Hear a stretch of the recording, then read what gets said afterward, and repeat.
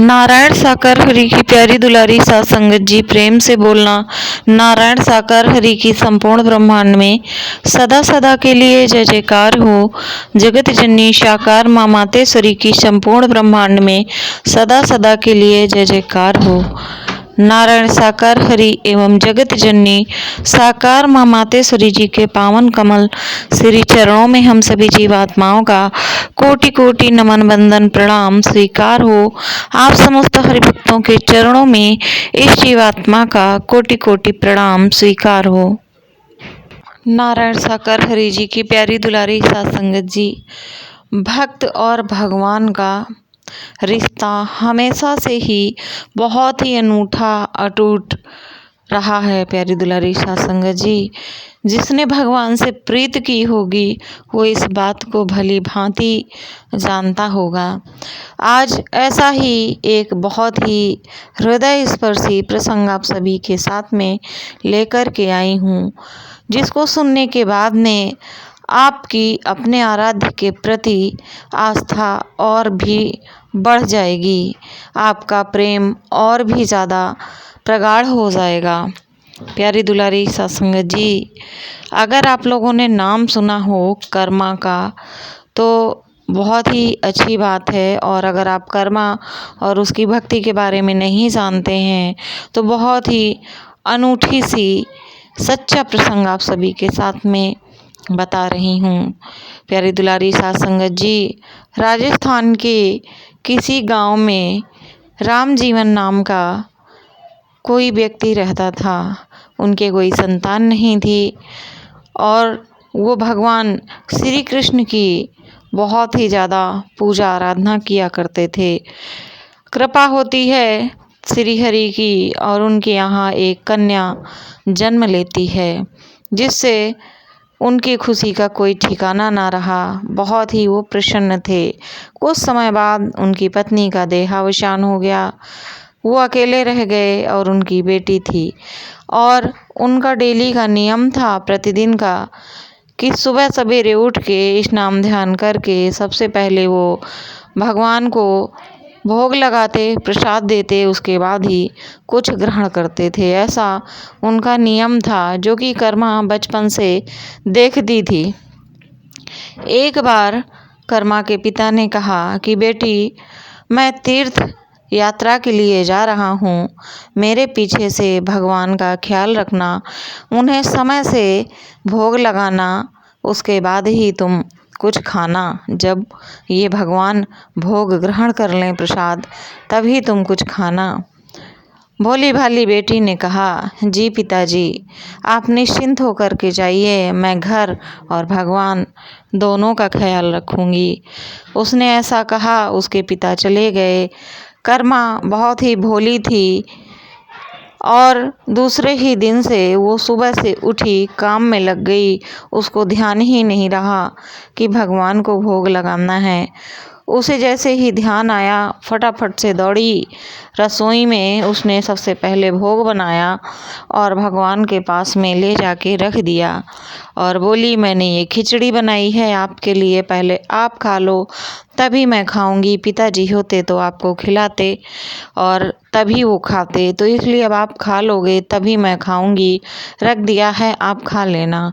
ऐसा बोल करके वो चली गई, अपने काम में लग गई जाके। फिर उसने सोचा, देख के आऊँ, भगवान ने खा लिया होगा तो मैं भी खा लेती हूँ। वो देखने गई तो खिचड़ी वैसे ही रखी हुई थी। उसने सोचा भगवान को भूख नहीं लगी होगी, थोड़ी देर में खा लेंगे, और वो फिर से आके अपने काम में लग गई। थोड़ी देर बाद फिर देखने गई, वो खिचड़ी वैसे ही रखी हुई थी। उसके बाद में वो फिर से गई और बोली कि अब बहुत हो गया, अब तो आपको भूख लग ही गई होगी, आपको क्या खिचड़ी पसंद नहीं आई है। उसने थोड़ा सा और घी डाला जाके, ज़्यादा सा गुड़ डाला जाके कि अब आपको अच्छी लगेगी, अब आप खा लो। ऐसा कह के वो फिर से चली आई। अब तो उसे बहुत ही जोरों की भूख लग रही थी। वो फिर से पूजा स्थल पर गई और उसने देखा कि वो जस की तस पड़ी हुई है। उसने कहा कि बहुत हो गया, आप खा ही नहीं रहे हो। आप नहीं खाओगे तो मैं भी ऐसे ही भूखी रह जाऊंगी। मुझे बहुत भूख लग रही है। आप पहले ये खिचड़ी खाइए। तभी उसे आवाज़ आती है कि कर्मा, खिचड़ी रखी रहने दो और पर्दा लगा दो, तभी मैं भोजन ग्रहण करूंगा। कर्मा बाई को कुछ नहीं सूझा। उसने अपनी चुन्नी से ही पर्दा कर दिया और बोली कि मैं नहीं देख रही, आप भोजन ग्रहण कर लो। और उसने अपनी चुन्नी से पर्दा कर दिया। देखते ही देखते थाली की पूरी खिचड़ी साफ हो गई। उसने थाली उठाई और चली आई। उसके बाद में उसका नित्य प्रतिदिन का यही नियम हो गया। काम करती, प्रसाद बनाती और जैसे ही रखती, पर्दा करती, वैसे ही पूरी खिचड़ी साफ हो जाती। उसने सोचा मैं रखती हूँ, भगवान तुरंत खा लेते हैं, तो मुझे लगता है भगवान को सुबह से ही भूख लगाती है। कल से मैं और जल्दी से बनाया करूँगी। अब वो क्या करने लगी कि वो बगैर नहाए धोए ही सुबह से उठ के सबसे पहले रसोई में भागती, खिचड़ी बनाती और उनको रख के आती, पर्दा करके आती और फिर आके अपने काम में लग जाती। जब जाती तब तक खिचड़ी साफ हो चुकी होती। यही उसका नित्य प्रतिदिन का काम हो गया। थोड़े दिनों पश्चात उसके पिता तीर्थ यात्रा से वापस आ गए और उन्होंने पूछा कि बेटी, भूल तो नहीं जाती थी काम में कि तुमने भगवान को भोग ही न लगाया हो। उसने कहा नहीं नहीं पिताजी, जैसा आपने कहा था मैं तो रोज ही उन्हें खिचड़ी खिलाती थी, तभी मैं खाती थी।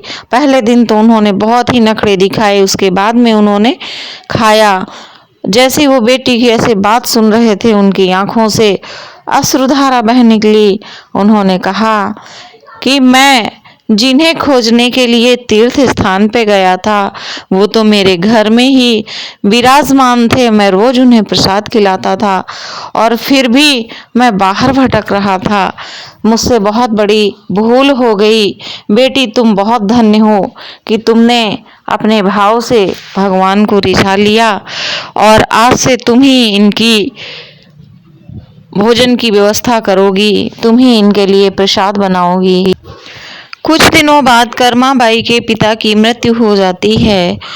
उनका अंतिम संस्कार करने के बाद में अकेले उसका मन नहीं लगता। उसने सोचा चलो श्री कृष्ण को अपने साथ ही ले लेती हूँ और किसी तीर्थ यात्रा करके मैं किसी स्थान पर वहीं रुक जाऊंगी। ऐसा विचार करके वो वहाँ से चल देती है अपने साथ में भगवान की मूर्ति को लेकर के, और वो विभिन्न जगह से तीर्थ यात्रा करते हुए जगन्नाथपुरी में पहुँचती है। वहीं पर उसने एक छोटी सी कुटी बना ली और उसी में रहने लगी और नित्य नियम से सबसे पहले उठ के खिचड़ी बनाती और भगवान के लिए भोग रखती और अपने काम में लग जाती। ऐसे ही उसका नियम बन गया था। कुछ समय के पश्चात में वहाँ पर एक दिन एक बालक आया। माथे पर उसने चंदन लगा रखा था और उसने कहा माता माता, मुझे भूख लगी है, मुझे खिचड़ी खाने को दो ना। उन्होंने कहा ठीक है, मैं अभी खिचड़ी लेकर के आती हूँ, जो मैंने प्रसाद के लिए बनाई है वो खिचड़ी है, मैं देती हूँ। उन्होंने वो खिचड़ी उस बालक को खाने को दे दी। ऐसा धीरे धीरे नियम बन गया कि वो डेली आता, डेली मांगता, डेली खाता और कभी कभी तो ऐसे ही जल्दी जल्दी में बगैर हाथ मुंह धुले ही वहाँ से चला जाता। ये डेली का काम वहाँ का एक साधु देखता था। उसने देखा कि कर्मा डेली ही बगैर स्नान किए हुए भगवान को प्रसाद बना के देती है। उन महात्मा जी को चैन नहीं पड़ा। वो कर्मा से एक दिन बोले आके, तुम इस तरीके से भगवान को प्रसाद लगाती हो, ये गलत है। तुम्हें शुद्ध होकर के स्नान करके ही भगवान को प्रसाद बना के लगाना चाहिए। कर्मा ने कहा ठीक है महात्मा जी, अब मैं ऐसा ही करूँगी। और दूसरे दिन से वो प्रसाद बनाने से पहले स्नान करती, काम निपटाती, तब प्रसाद बनाती तो बहुत ज़्यादा लेट हो जाती। लेकिन जैसे ही वो प्रसाद बना के बैठती वैसे ही वो बालक आ जाता और इसी तरीके से जल्दी जल्दी खा के वहाँ से भागता। एक दिन क्या होता है साथ संगत जी कि जो जगन्नाथ मंदिर के पुजारी जी थे उनका ध्यान एकदम से मूर्ति की तरफ गया कि उनके हाथों में भी खिचड़ी लगी हुई है और उनके मुंह पर भी खिचड़ी लगी हुई है। पुजारी जी बहुत ही आश्चर्यचकित हो गए कि कितने दिनों से तो खिचड़ी का प्रसाद भी नहीं लगाया गया है और इनके हाथों में और मुंह में खिचड़ी कैसे लग गई आके। बहुत ही ज़्यादा आश्चर्यचकित थे, दुविधा में थे कि ये कैसे संभव हो गया। पुजारी जी बहुत ही आस्थावान थे। जब वो रात में सोए तो भगवान जी ने उनसे पूरा हाल कह सुनाया कि पहले कर्मा सुबह बनाती थी तो मैं जल्दी खा लेता था, अब वो देर से बनाती है स्नान ध्यान करके। किसी साधु ने उससे कह दिया कि नहा करके बनाना है, इस वजह से अब देर हो जाती है और इधर मंदिर में भक्त भी आने लग जाते हैं तो मैं वहाँ से जल्दी जल्दी भागता हूँ, कभी कभी हाथ मुंह नहीं धुल पाता हूँ और वो यहीं जगन्नाथपुरी में ही मेरी भक्त रहती है। ऐसा उन्होंने हाल कह सुनाया, मगर स्थान पता न पुजारी ने पूछा न उन्होंने बताया। पुजारी की आंख खुली, बहुत ही ज़्यादा वो आश्चर्यचकित हो गए।